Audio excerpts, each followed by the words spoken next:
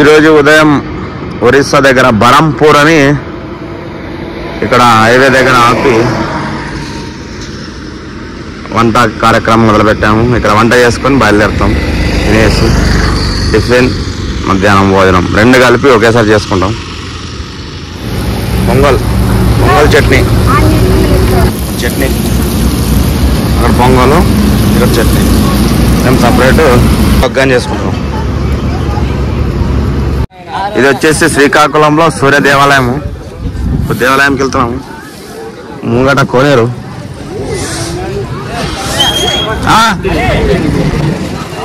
మన అంతా వచ్చినాక మనమేం చేయాలి? కోనేరు గినేరు అంతా అయిపోయా.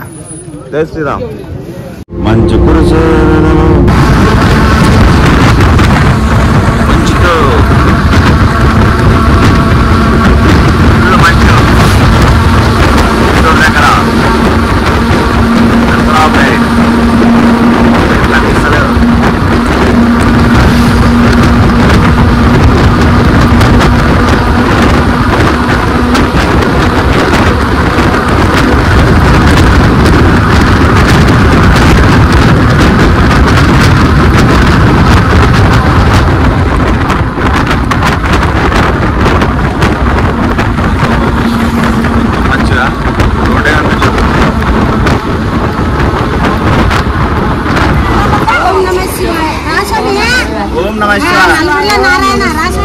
హరహర మహాదేవ శంభో. ఈ మహాకుంభమేళ యాత్ర చాలా దిగ్విజయంగా జరిగింది.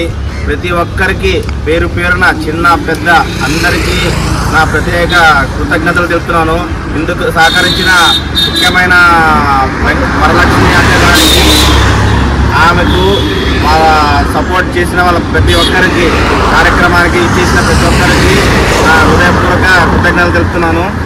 ఇంకోటి ఏంటంటే, దీంట్లో ట్రావెల్స్ అన్నాక కొన్ని సమస్యలు వస్తుంటాయి. అన్నిటినీ సర్దుకుపోయి ఏ అహంకారంతో ఏ ద్వేషంతో లేకుండా అందరికీ అడ్జస్ట్ చేసుకుంటా ఇక్కడ దాకా తీసుకొచ్చిన వరలక్ష్మక్క గారికి నా హృదయపూర్వక ధన్యవాదములు తెలియజేస్తున్నాను.